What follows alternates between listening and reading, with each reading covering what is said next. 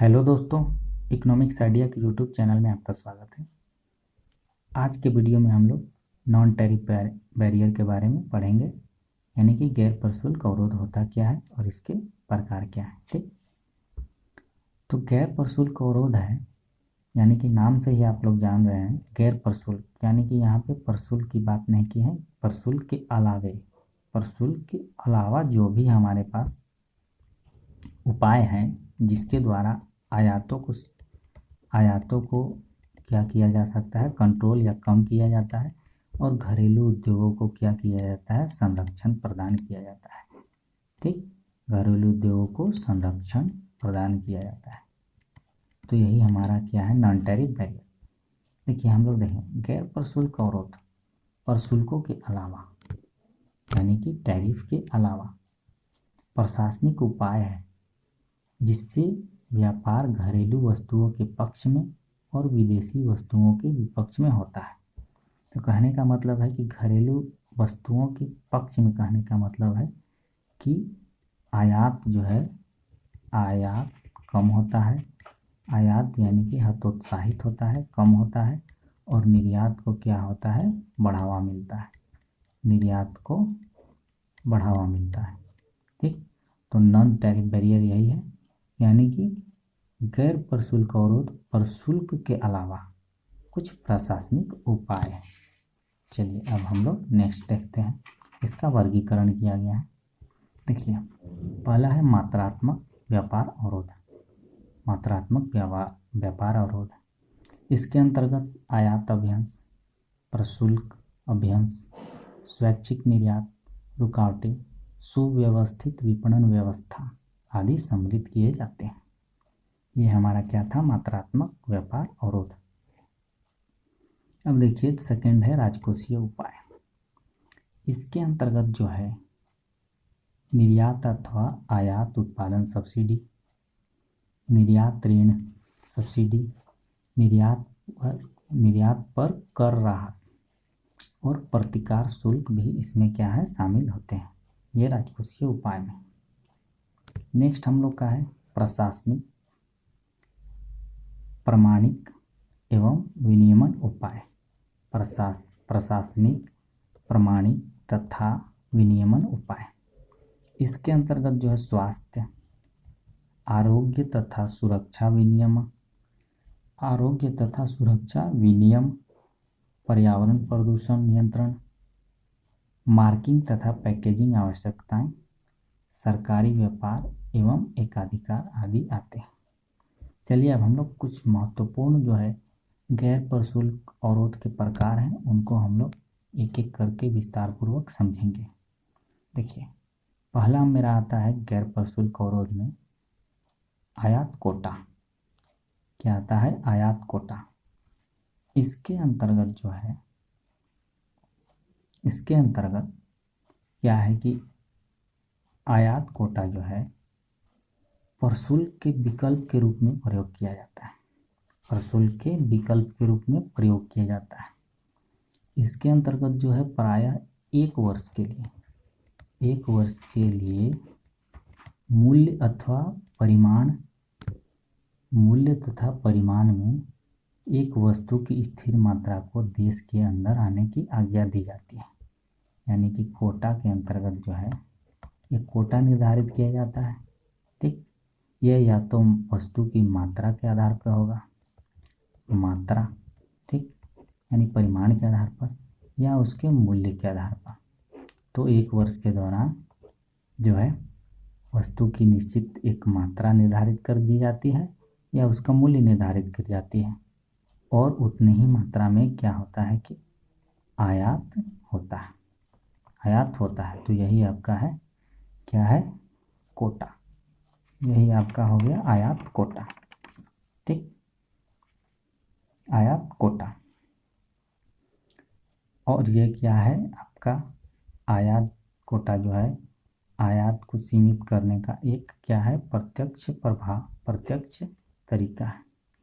आयात को सीमित करने का क्या है, प्रत्यक्ष तरीका है। ठीक, यहाँ पे वही लिखा गया है, प्रशुल्क के विकल्प के रूप में आयात कोटा एक वर्ष के दौरान मूल्य अथवा परिमाण में एक वस्तु की स्थिर मात्रा देश के अंदर आने की आज्ञा दी जाती है, यानी आयात की आज्ञा दी जाती है। नेक्स्ट हम लोग देखेंगे सब्सिडी। सब्सिडी में जो है सरकार जो है निर्यात की जाने वाली वस्तुओं के उत्पादकों को विश्व बाजार में अपनी प्रतियोगिता स्तर बढ़ाने के लिए आर्थिक सहायता देती है। यानी सरकार जो है निर्यातकों को आर्थिक सहायता देती है और प्रोत्साहित करती है वस्तु उत्पादित करने के लिए, हाँ, जो कि क्या है अपना प्रतियोगी स्तर जो है क्या है विश्व बाजार में बढ़ा सके। तो गवर्नमेंट जो है निर्यातकों को क्या है सब्सिडी देकर प्रोत्साहित करती है। नेक्स्ट है मैं देखिए यहाँ सरकार आयातित वस्तुओं से प्रतियोगिता करने वाली घरेलू वस्तुओं को जो है के उत्पादकों को क्या देती है सब्सिडी देकर जो है आयात को हतोत्साहित करती है ताकि जो है घरेलू वस्तुओं को कीमत आयातित वस्तुओं को कीमत से कम हो जाए। यानी गवर्नमेंट जो है सरकार जो है क्या करती है घरेलू जो है वस्तुओं के उत्पादक को क्या करती है सब्सिडी देती है ताकि उनकी वस्तु जो है आयातित वस्तुओं के साथ जो आयात किया जाता है वस्तु उनके साथ क्या कर सके प्रतिस्पर्धा कर सके। इसको हम लोग एक उदाहरण से समझेंगे। मान लीजिए कि आयातित वस्तु का मूल्य क्या है आयात करने के बाद यहाँ पे 100 रुपया हो रहा है आयातित वस्तु का।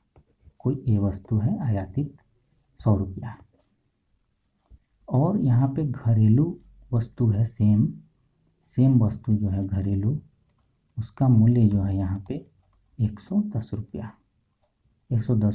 तो जाहिर सी बात है कि ये जो है आयातित वस्तुओं से प्रतिस्पर्धा नहीं कर पाएगा।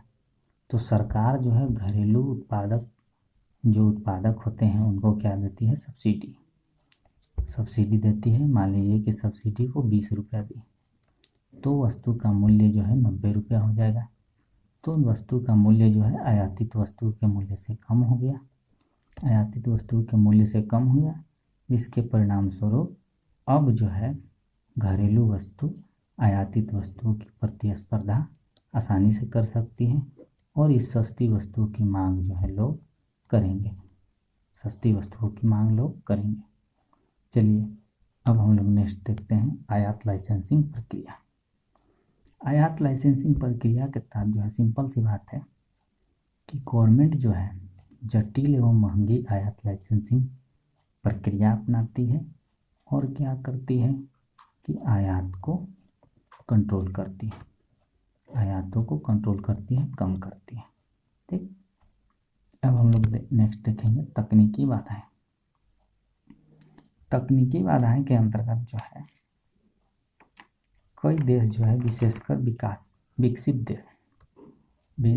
विकसित देशों में देखा जाता है अपने देश में कुछ गैर आर्थिक प्रकृति की तकनीकी बाधाओं को लगाते हैं और आयात को क्या करते हैं नियंत्रित करते हैं। वे गैर तकनीकी बाधाएं क्या हो सकती हैं तो वो हो सकती हैं जैसे आपका स्वास्थ्य एवं सुरक्षा संबंधी गैर तकनीकी बाधाएं स्वास्थ्य एवं सुरक्षा, ठीक, सुरक्षा, पैकेजिंग आपका जो है पैकेजिंग के मानक, ठीक, पैकेजिंग के मानक, लेबलिंग आदि जो है क्या हो सकते हैं गैर तकनीकी बाधाएं के हो सकते हैं। नेक्स्ट हम लोग देखेंगे आयात प्रतिरोध। आयात प्रतिरोध में है यहाँ पे जब कोई देश प्रतिकारात्मक या रक्षात्मक उपाय के रूप में किसी अन्य देश से कुछ निश्चित या सभी वस्तु के आयात पर क्या करती है प्रतिबंध लगा देती है तो ऐसे जो है ये क्या कहलाता है आयात प्रतिरोध। देखिए ऐसा एग्जाम्पल जो है जिसे इराक और कुवैत युद्ध के समय इराक कुवैत युद्ध के समय क्या हुआ था? कुवैत युद्ध के समय अमेरिका और अन्य जो है विकसित देश, अमेरिका और अन्य विकसित देश क्या किए थे? इराक कुवैत से जो है अमेरिका और अन्य विकसित देश इराक के तेल पर आयात प्रतिबंध यही लगा दिए थे।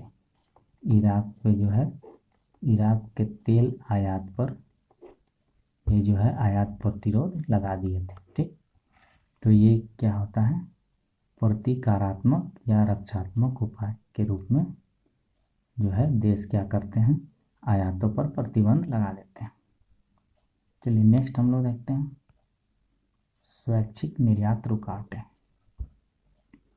इसमें क्या है कि विकसित देश द्वारा अन्य देशों के विरुद्ध अनेकों निर्यात की जाने वाली वस्तुओं पर लगाया जाने वाला एक महत्वपूर्ण गैर प्रशुल्क प्रतिबंध है।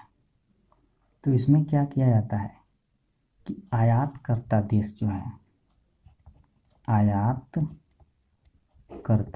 जो है जो विकसित देश यानी कि विकसित देश जो आयात करते हैं वो क्या करता है कि निर्यातकर्ता देश को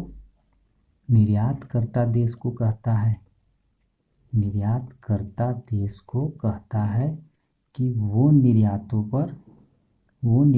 पर कंट्रोल करे। वो क्या करे? निर्यातों पर कंट्रोल करे।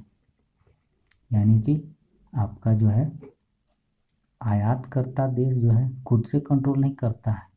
आयातकर्ता देश निर्यातकर्ता देश को कहता है कि वो जो भेज रहा है माल, यानी वो जो निर्यात कर रहा है उस पे जो है खुद कंट्रोल करे। ठीक, तो यही है आपका स्वैच्छिक निर्यात रुकावटें। 7th पॉइंट है आपका करेंसी अवमूल्यन। करेंसी अवमूल्यन के तहत क्या होता है कि घरेलू करेंसी का मूल्य गिर जाता है। घरेलू करेंसी का मूल्य क्या होता है? गिर जाता है। मूल्य गिर जाता है जिससे क्या होता है? आयात महंगा हो जाता है। आयात क्या हो जाता है? महंगा हो जाता है।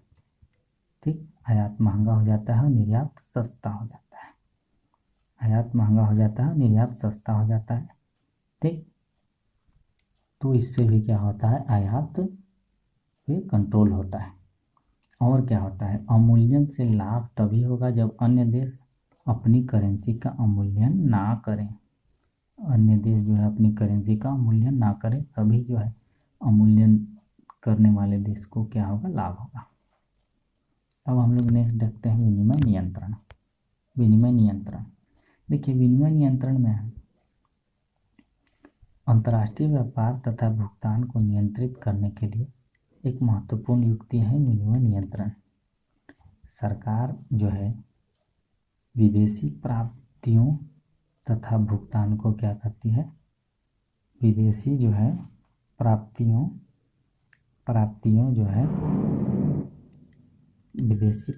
तथा भुगतान को नियंत्रित करती हैं, जिससे भी क्या होता है? आयात कंट्रोल होता है।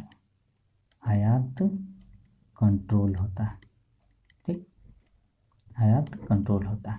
तो विनिमय नियंत्रण के अंतर्गत जो है क्या करती है? अंतर्राष्ट्रीय तथा सरकार जो है जो भी विदेशी प्राप्तियों तथा भुगतान को क्या करती है? वो नियंत्रित करती है, समायोजन करती है, और जिससे क्या होता है? आयात कंट्रोल होता है। तो ये थे आपका नॉन टैरिफ बैरियर, यानी कि प्रशुल्क के अलावा, यानी टैरिफ के अलावे जो है आयात के नियंत्रण के जो भी उपाय हैं, गैर प्रशुल्क अवरोध के बारे में हम लोग जाने, इसके प्रकार के बारे में जाने। तो आज के वीडियो में इतना ही। नेक्स्ट वीडियो में मैं नया टॉपिक लेकर आऊँगा। तो चैनल को देखते रहिए, लाइक कीजिए, सब्सक्राइब कीजिए। धन्यवाद।